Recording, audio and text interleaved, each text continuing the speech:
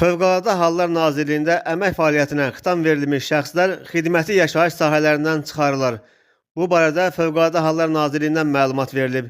Qeyd olunub ki, bəzi sosial şəbəkə səhifələrində Fövqəladə Hallar Nazirliyinin balansında olan xidməti yaşayış sahələrindən əməkdaşların güya qanunsuz çıxarılması ilə bağlı görüntülər yayılıb. Fövqəladə Hallar Nazirliyinin balansında olan Bakı şəhəri, Suraxanı rayonu, Səttar Bəhluzada küçəsi 107 ünvanında yerləşən xidməti yaşayış sahələrindən Mənzil Məcəlləsinin 102-ci maddəsinin tələblərinə uyğun olaraq əmək fəaliyyətinə xitam verilmiş şəxslərin çıxarılmaları ilə bağlı tərəfimizdən Suraxanı rayon məhkəməsinə müraciət edilib.